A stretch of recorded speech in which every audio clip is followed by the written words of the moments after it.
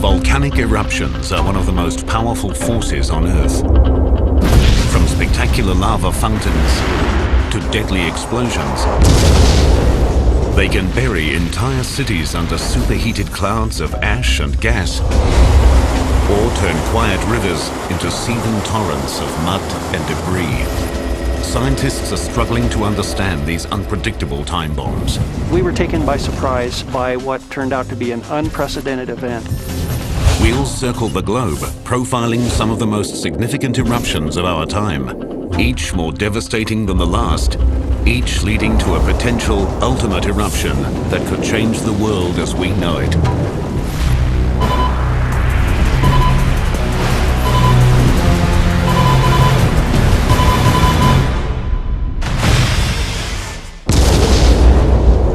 Volcanic eruptions are dramatic reminders that our world is a living planet.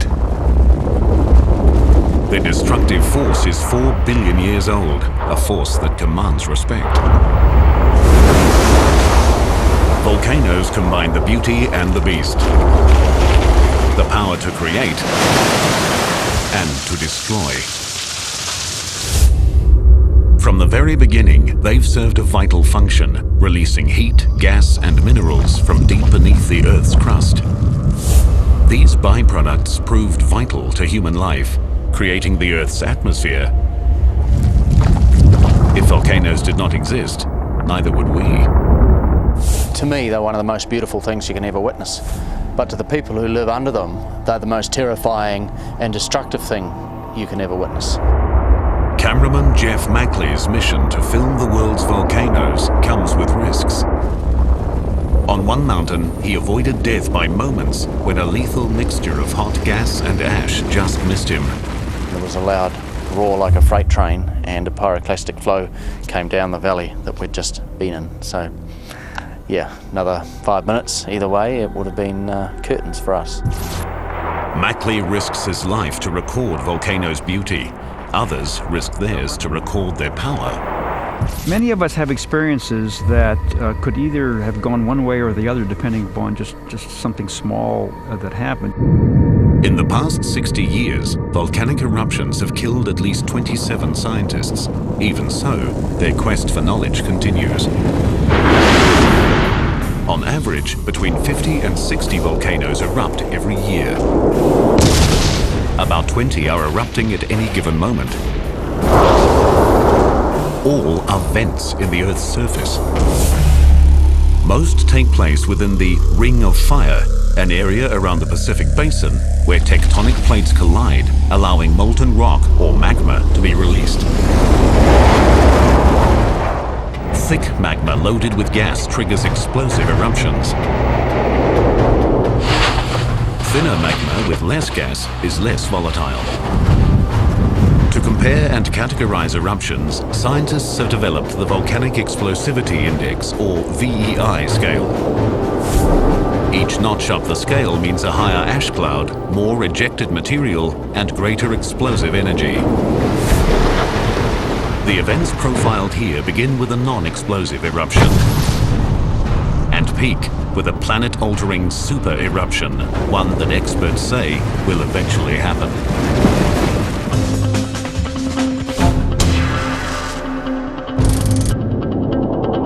Hawaii is a tropical paradise.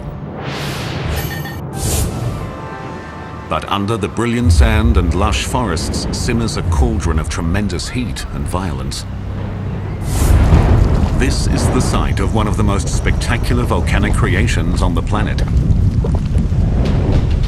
All of the Hawaiian Islands are volcanoes, built over 70 million years by a powerful geological formation called, appropriately, a hotspot.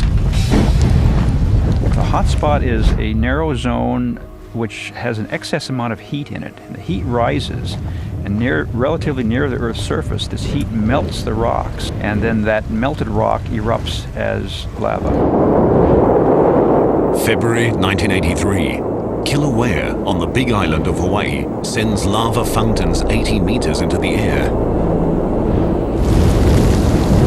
Because the magma is thin and doesn't contain much gas, the eruption is not explosive, but it's still dangerous.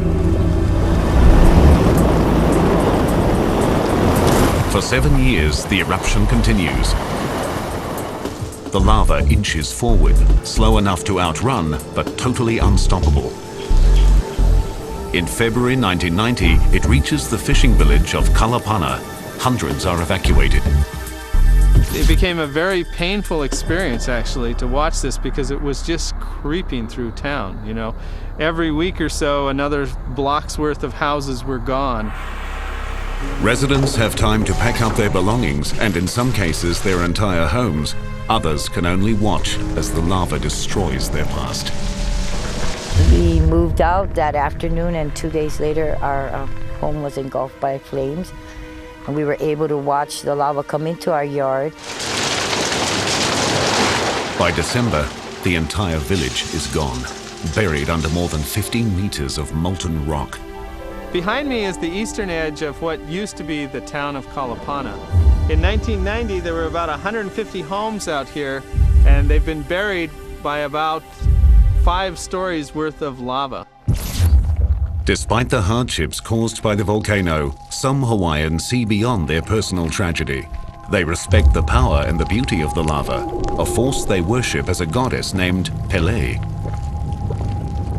We don't really resent or feel like it was a loss for us, because we know that Pele, this is her land, her aina, and she can come anytime she wants to and go anywhere she wants to. Since 1983, Kilauea has displaced almost 200 families and destroyed millions of dollars worth of property. In that same time, it's added more than 200 hectares of land to the island, continuing the 70-million-year process that created all of Hawaii. It's a stunning example of how a volcano creates and destroys at the same time. Its slowly oozing magma is a permanent threat, but rarely produces a violent explosion. In our next event, thicker magma trapped in a geological powder keg triggers a much more explosive volcanic eruption. Lethal white-hot clouds of gas descend on thousands of people, wiping out an entire Caribbean capital. And later, in our ultimate disaster scenario, a supervolcano strikes the heart of Europe, demolishing a major city and casting a shadow over the entire planet. The stunning lava fountains and flows of Kilauea on the big island of Hawaii both create and destroy, but rarely are lethal. But there are much more explosive and dangerous volcanoes, ones that spew out deadly gas and ash clouds. One such volcano ravaged half a nation and sent 19 to their graves.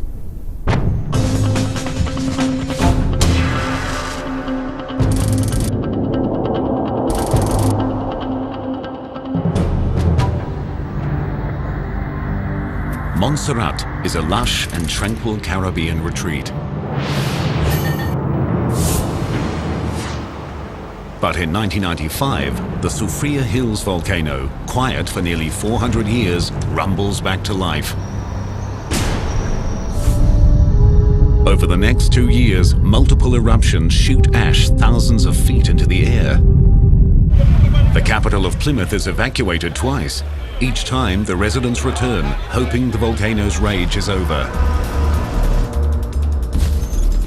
On June 25th, 1997, those hopes are buried.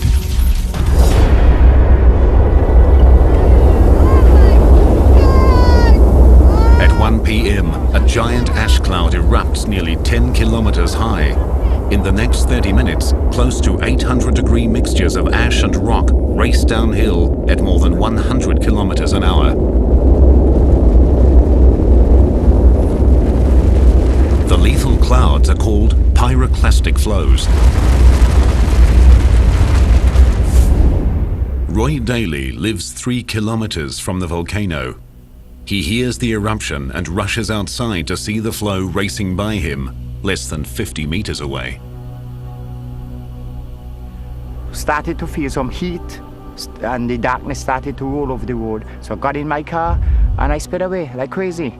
I drove on top the hill, away from the pyroclastic flow. The force of the thick mixture of gas, ash and rocks flattens everything in its path. Roy watches helplessly as entire villages are destroyed. He's managed to escape the pyroclastic flows, but he's not out of danger yet. I was scared to death. I thought I wasn't going to live. It was so dark that if you put your hands to your face, you couldn't see them. Hot ash raining down on you, real hot ash. I felt scared. I couldn't move, I couldn't see, I couldn't breathe properly. So, of course, I felt I was going to die. But I was hoping I didn't die, and I didn't. Roy is finally evacuated by helicopter, but not everyone is able to escape.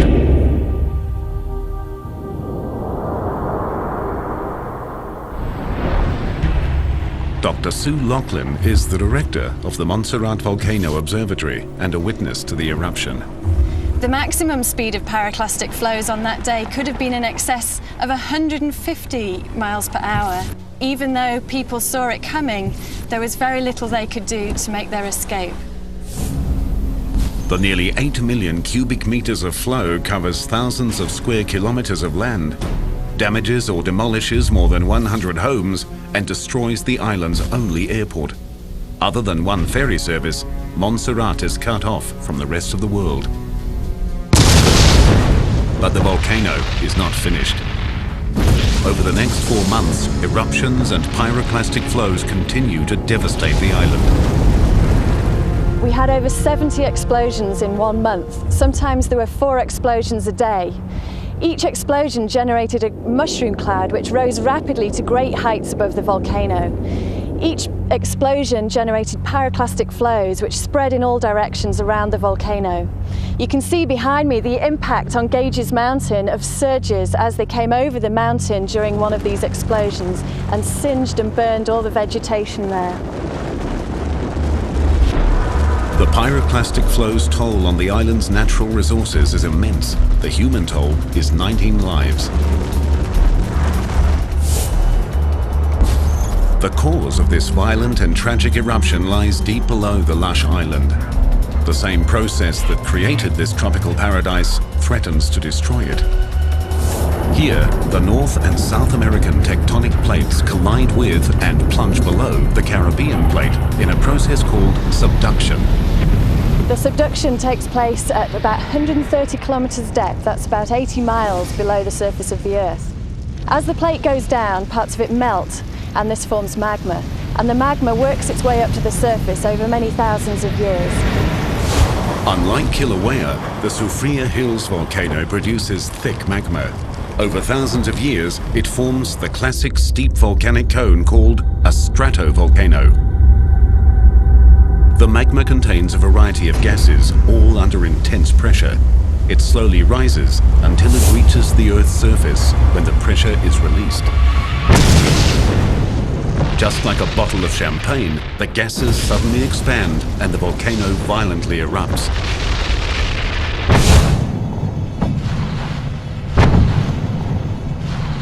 Thousands of kilometers away in Bari, Italy, scientists are studying Soufriere Hill's most lethal side effect. The purpose of these experiments is to understand the dynamics of pyroclastic flows, so to be prepared for the next events. Dr. Dolino and his team load about 200 kilos of actual volcanic ash from Mount Vesuvius into a cylinder. Pressurized gas creates an explosion that ejects the ash. The volcanologists track the height, direction, and density of the ash with a variety of instruments and high-speed cameras. Next, researchers will match the test with the topography of specific volcanoes. They'll then be able to pinpoint specific areas where pyroclastic flows are likely to strike. Local authorities can evacuate those areas prior to an eruption, potentially saving many lives. But tragically, for those in the path of stratovolcanoes like Soufriere Hills, pyroclastic flows and ashfall aren't the only threats. Every year, between 1,200 and 2,000 millimeters of rain fall on Montserrat. Heavy rains run down the channels created by the pyroclastic flows, transforming them into massive mudslides called lahars. Most of this debris that we see around us is caused by lahars washing all the pyroclastic flow debris further down the hill and progressively burying Plymouth under all this mud and boulders. Lahars have buried so much of Plymouth that the city has been permanently abandoned. They were the volcano's final salvo in a brutal one-sided war. The Soufriere Hills volcano destroyed more than 1,000 homes, left more than half of the island uninhabitable, and destroyed the nation's capital. About 4,500 people remain on the once thriving island of 12,000. It was sad to see people just having to go by droves out of Montserrat. But it was understandable because these people had lost their properties. It was a pure strength why I stayed here. I mean, you had no place to go, no place to live, with families and friends, being shacked up still in schools and churches. It was difficult and it was very sad. But the volcano has also created new opportunities that have helped revitalize the island. Volcano-related tourism is rising. Roy Daly owns and operates a tour bus business. People are anxious to see a live volcano. I don't think there's any place on the face of the earth that you could see a live volcano from approximately 1 mile from it bubbling and rolling and rocking, right? Though Soufriere Hills' multiple pyroclastic flows and lahars were lethal and destructive, its eruptions never exceeded a 3 on the Volcanic Explosivity Index. But when a VEI-5 fires a single 24 megaton blast, it destroys thousands of acres of land and kills dozens of people. And later, scientists explore the potential for a super eruption, one unseen in modern times, one that could kill millions. The pyroclastic flows and lahars of the Soufriere Hills volcano on Montserrat destroyed the island's capital, killed 19, and changed the nation's landscape and thousands of lives forever.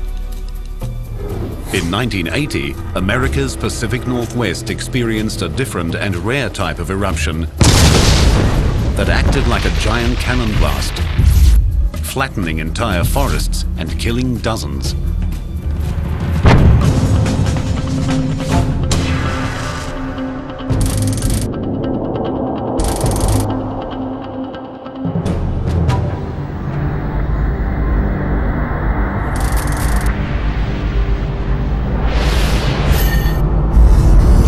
The Cascades are an 1,100-kilometer-long majestic range stretching from Canada to Northern California.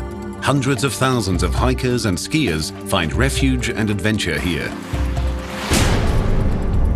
But in the spring of 1980, one of the Cascades' crown jewels begins to fracture.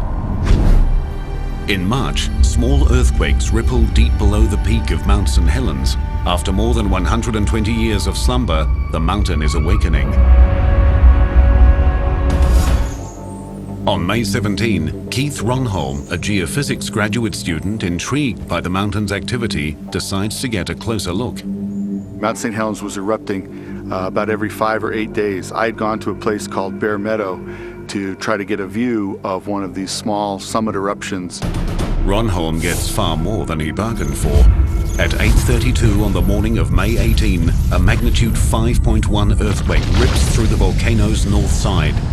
2.8 billion cubic meters of earth falls at speeds of up to 257 kilometers an hour. I was reading a book in my truck when I heard some people yelling, and I looked over at the mountain, and the entire north side of the mountain was sliding down. The Earth's movement releases the enormous pressure holding the magma inside the volcano. A 24 megaton blast, over 1,800 times more powerful than the Hiroshima atomic bomb, shatters the north face of the mountain. The blast is unusual in that it doesn't shoot straight up as most eruptions do. This is a rare lateral blast, slamming a huge cloud of rocks, trees and ash approximately 180 degrees out from the mountain. There was a puff of dark gray churning ash, and within 10 to 15 seconds that that ash had expanded out and had covered the entire mountain. All of this was happening silently, and there was no noise to reinforce my flight response. I was 10 miles away, and you don't, at least initially, feel like something's going to hurt you from 10 miles away. So I stood there and I took pictures, and I was fascinated by watching this event. As the huge cloud of debris races over the two ridges between the volcano and Ronholm at 483 kilometers an hour, Keith suddenly realizes he's in serious danger.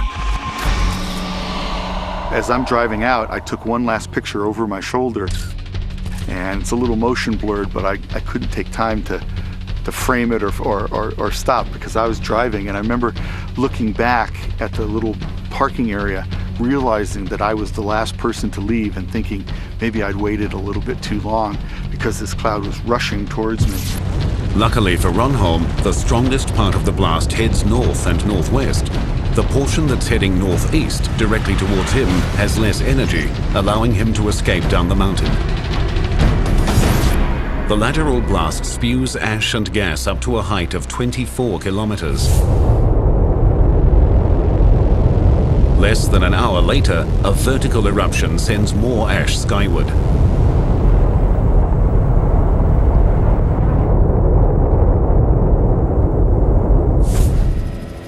Into this grim scene flies Jess Hageman with the Washington Army National Guard. Most of the trees were blown over by the eruption, and we're talking about 14, 15 miles downstream of Mount St. Helens. The whole landscape was changed. It made you feel like sort of a gnat flying around the universe, because in comparison to the size of the eruption, it was amazing. Amazing and horrific. 800-degree pyroclastic flows race down the steep flanks at up to 129 kilometers an hour. In some places, they are 37 meters thick. In the early hours of the disaster, the enormity of the destruction to the landscape is impossible to comprehend. But it only takes one sobering moment for Jess Hageman to realize the human toll. It was on this ridge right straight ahead of us here that we found the first two survivors in the blast area. And that turned out to be Jim Skamanki and his partner, Leonid Skirkadov. And we eventually were able to pick those two people up. 9 hours after its start, the eruption ends.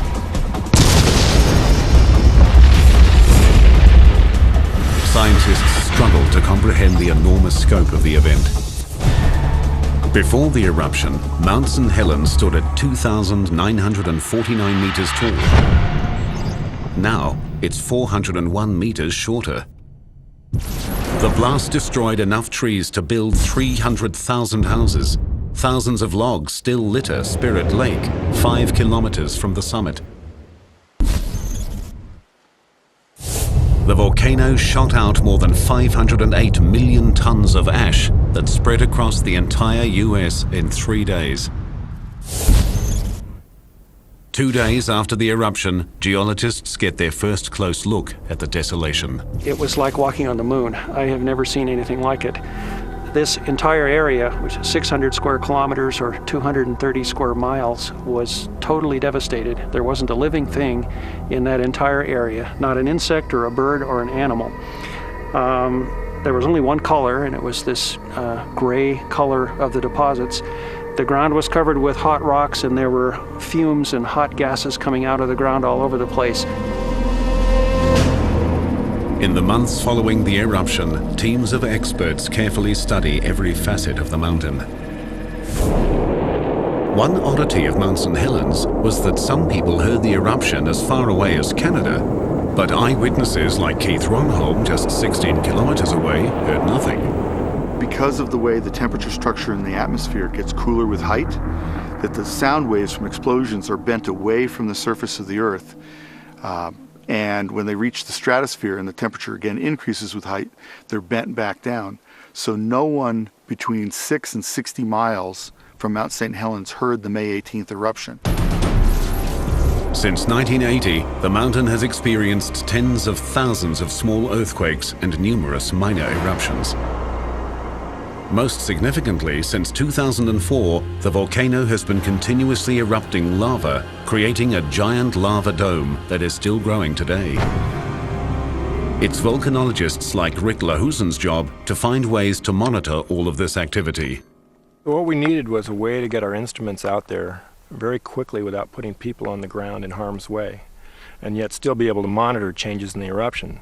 So what we came up with is this stainless steel superstructure, which kind of looks like a daddy long-legged spider, so we kind of call them spiders. This is a GPS antenna which receives timing signals from satellites and lets us locate exactly where this is. The signals go into the computer system, and then the data come out at the request from computers back in the office and are transmitted out through this antenna. With the spider securely attached to a chopper, it's time to head into the belly of the beast. As they approach the crater, the new lava dome is visible, spewing out sulfur dioxide gas and steam. This is proof that magma is reaching the surface with the potential to build to another eruption. The most dangerous moment for Rick and his pilot comes as they place the spider on the lava dome. This close to the crater floor, exploding rocks or a sudden burst of steam could easily kill them. Operating with the precision of surgeons, the men carefully place the spider directly on top of the lava dome. Within seconds, the device begins gathering and transmitting data. At the Cascades Volcano Observatory in Vancouver, Washington, Lahusen analyzes the spider's digital camera images. Time-lapse photography shows the lava dome's formidable growth. What's really phenomenal about this is how much rock is coming out of the ground. It's taller than the Empire State Building. It's coming up at 5 meters per day, more than 200 meters across, and it's right here in our backyard. No conclusions have been drawn yet about the lava dome's rapid growth. Geologists warn that an eruption similar to the 1980 event is possible, but unlikely. They are certain, however, that future eruptions of some sort will occur. Whatever its future, the mountain's recent past continues to reverberate today, especially for those who were there. It's just an amazing event to witness that we normally think of the Earth as being a very static, stable environment that doesn't change. But when you get to watch a volcanic eruption and you watch a giant piece of the Earth slide away, followed by this dynamic, churning ash cloud that flattens tens of square miles of forest, you realize how powerful nature can be and how powerful geologic forces can be.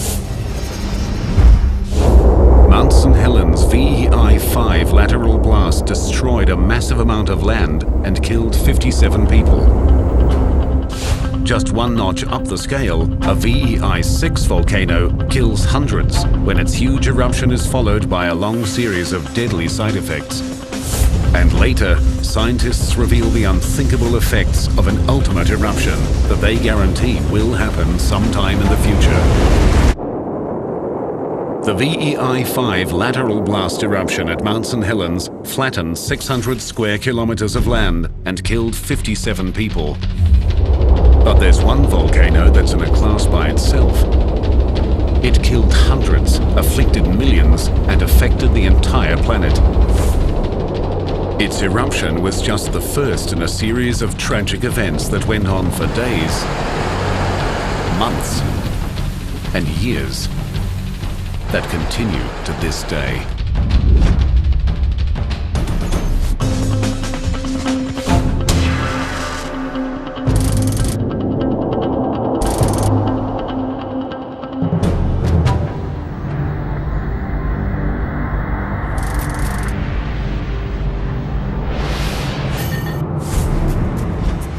Luzon is the largest of the Philippine Islands. It's home to 56 million people, the capital city of Manila, and Mount Pinatubo. For centuries, thousands have lived on and around the mountain. Farmers harvest rice and other crops from its fertile soil. What many locals didn't know or believe is that the mountain is a volcano. Even most experts who knew it was thought it was inactive. On June 9, 1991, the mountain erupts for the first time in more than 500 years. Eruptions, earthquakes, pyroclastic flows, and ash batter the island day and night.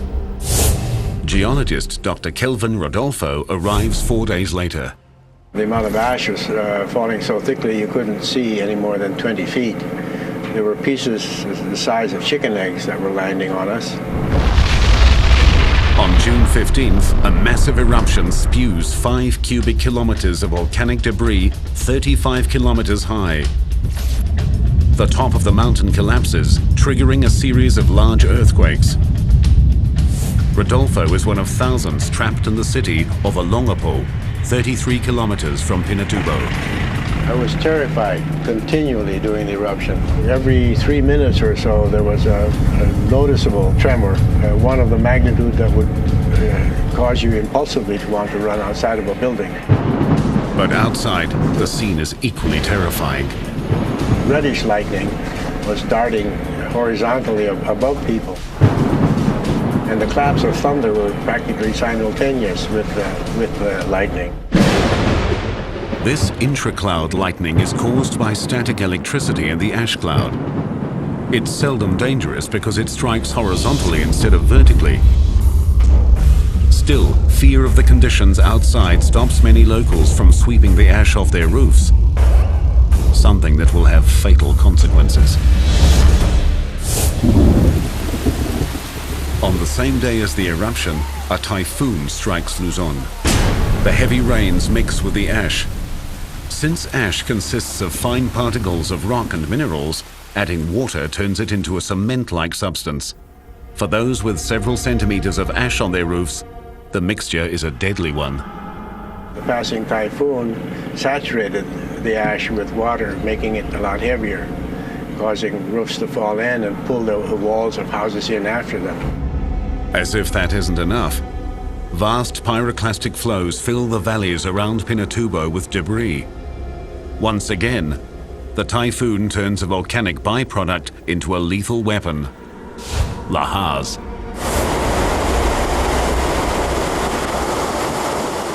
Lahars form when a large amount of debris rapidly mixes with a huge amount of water. The powerful mass churns downstream, destroying anything and anyone unlucky enough to be caught in their path. If you imagine a bulldozer traveling perhaps 15 miles per hour hitting the substructure of a bridge, the bridge is taken out, and that's the impact that large rafted boulders had. After 9 nightmarish hours, the eruptions end. More than 300 people are dead, and tens of thousands are homeless. As bad as things are, they could have been much worse. In the months prior to the eruption, locals reported seismic activity. Ongoing scientific monitoring confirmed the reports. Guided by experts who pointed out specific high-risk zones, officials evacuated more than 58,000 people in the days and hours leading up to the eruption. Prior to the eruption, we had made maps that anticipated where the tephra would fall, and that depended on the seasonal winds. But in still another deadly development, the typhoon changed the wind direction. Areas that had been considered safe were inundated with a deadly mix of tephra, or ash, and rain that crushed homes and the people in them. As thousands begin the massive cleanup, the volcano's effects become global. 1 month after the eruption, the huge ash cloud circles the Earth. In the upper atmosphere, sulfur dioxide is converted into sulfuric acid aerosols. They reflect the sun's radiation away from the Earth, cooling the entire planet's surface by 1 degree. The effects on the Earth's atmosphere will last more than 2 years. Back in the Philippines, the volcano's after effects continue. In the 3 months following the eruption, heavy rains trigger more than 200 lahars. As time progressed and the flows eroded deeper and deeper into the lahars, the channels got larger and larger and became much more efficient conduits for the slurries to flow down. To help the hundreds of thousands of people in harm's way, lookouts are stationed upriver. When they sight a lahar, they radio priests like Father Nestor Tayeg, who ring their church bells in warning. The bell sounds would be heard by the community any time of the night like an alarm, a warning. Warning, be prepared, lahar is coming. But once again, a twist of fate conspires against the people of Luzon. In October 1995, another large typhoon strikes the island and lookouts are put on alert. Unfortunately, the heavy rains that triggered the lahars were not yet loaded with sediment when they passed this watch point. Consequently, the lookouts radio that nothing but floodwater is coming down the mountain. But as the water runs down the channel, it erodes a lot of loose material, bulking up the lahar into a mixture estimated at 80% sediment and only 20% water. The larger the percentage of sediment, the faster and more powerful the lahar. It strikes with incredible force. It was making this noise, this sound, just like rampaging horses. It was coming closer. Suddenly, it invaded our parish church. The second floor of my rectory where I live was buried, and I climbed on top of the bell tower. The lahar still kept coming. You can actually hear the lahar still rising, burying the second floors of most houses. You can hear people screaming. It was very dark. You can't see a thing. The lahar kills dozens and buries the entire town of Bacolor. Like cement, the remains of the lahar dry quickly and turn rock hard. Today, the entire village is built on top of the dried-out lahar. Eerie reminders of the devastation are everywhere, including Father Ness's church, where a new floor had to be built over 7 meters of mud. Since 1991, thousands of lahars have killed nearly 400 people and destroyed more than 42,000 homes. But scientists fear that Pinatubo is still not finished. On top of the mountain, a new threat is forming. Not magma, but years of heavy rainfall that have created a giant lake in the volcano's caldera. It breached its banks in 2002, generating a massive lahar. Geologists are concerned about a huge fault that runs through the area. The rocks weakened by the fault are more easily eroded, and the walls of the channel are very steep, and so landslides could fall and plug the channel and cause the lake level to rise again and then spontaneously flush out in large amounts. That would generate new large lahars. The lake contains 100 million cubic meters of water. 46,000 people live below it. All would be threatened by a major lahar. To date, the eruption and lahars have affected almost 2 million people. For the battered but resilient residents of Luzon, Pinatubo is a constant threat. For scientists, it's an ongoing spectacle. In geological training, we are accustomed to thinking in terms of small events repeated over millions, tens of millions, or even hundreds of millions of years to generate mountains. But here we see events happening within a day. A huge amount of pyroclastic material, a huge hole developed over a matter of hours or days. And that to me is very fascinating. The devastating byproducts of the Pinatubo eruption had long-term effects that killed hundreds, effects that continue to this day. But an ultimate eruption, one that volcanologists are certain will happen, could threaten millions. The VEI-6 eruption of Mount Pinatubo and its after-effects killed more than 700, sent a huge ash and gas cloud around the globe, and lowered the Earth's surface temperature. If we were to experience a VEI-7 super eruption, it would be 10 times larger. It would destroy all life for dozens of kilometers. It would drastically change the Earth's climate, and scientists say it will happen someday.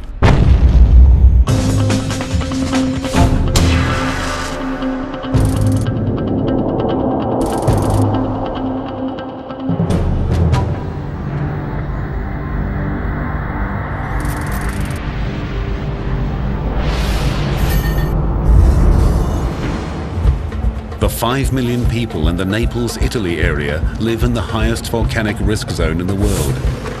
Approximately 11 kilometers to the east is Mount Vesuvius. Its 79 AD eruption killed more than 20,000 in Pompeii and other villages. Since then, the volcano has erupted 50 times, most recently in 1944. Vesuvius looms over Naples as a constant threat. But 15 kilometers to the west is a far less conspicuous but potentially far more deadly volcano, Campi Flegrei. Campi Flegrei is an enormous 13-kilometer wide caldera with a series of craters scattered inside. 350,000 people actually live within the caldera walls. Since Campi Flegrei is not a tall, imposing volcano like Vesuvius, it attracts little attention. But volcanologists like Steve Self know the massive power it contains. Here we are in the middle of a volcano that's got a remarkable history of eruptions since it was first formed about 35,000 years ago. This area has had repeated eruptions, forming the craters like the one we're in. We're in a volcanic crater that still has steam vents acting and hissing, as you can hear behind us. These steam vents reach temperatures of nearly 700 degrees. To a casual observer, that's impressive. But to experts, the vents, along with ground shifts, are ominous warning signs. An indicator of Campi Flegrei's power lies in deposits left by a massive eruption 35 to 40,000 years ago. It was 10,000 times larger than the 1991 Pinatubo eruption. These 80-meter tall cliffs in Sorrento, 30 kilometers from Campi Flegrei, are composed of volcanic material left from the super eruption. Volcanologist Giuseppe Mastrolorenzo knows they are geological proof that enormous pyroclastic flows swept through this entire area. The pyroclastic flow moved this way as a turbulent cloud and then emplaced in mass, thus causing the burying of all the area around Naples. What scientists know about Campi Flegrei's past gives them a realistic model of what could happen in its future. The scenario begins with a massive disturbance somewhere within the vast caldera. A super eruption.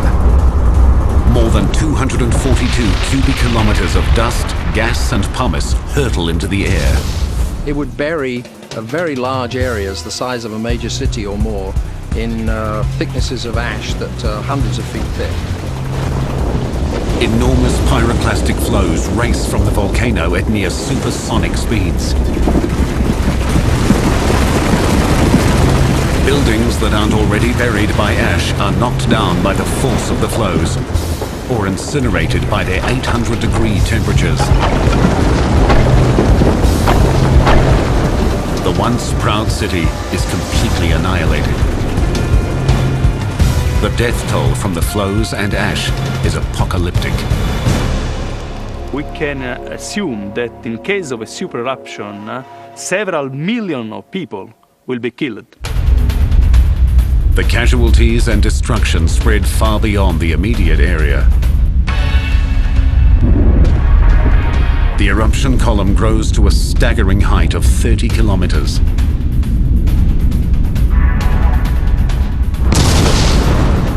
Heavy ashfall smothers towns near the caldera and spreads as far away as Rome, 225 kilometers away.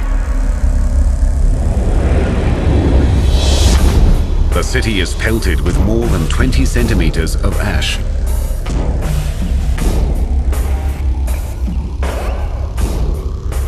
Enough to cause roofs to collapse and kill thousands of people.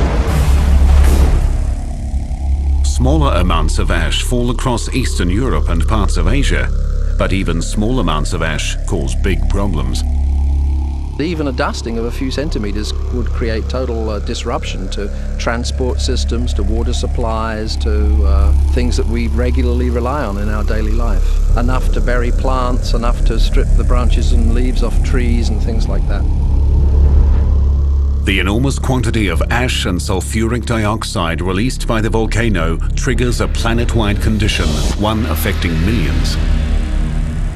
Atmospheric modelers are predicting that the temperature could drop several degrees centigrade, and this would affect weather for many years, 4 or 5 years perhaps after a very large eruption. And temperatures would change, areas where crops would grow may not be able to grow those crops.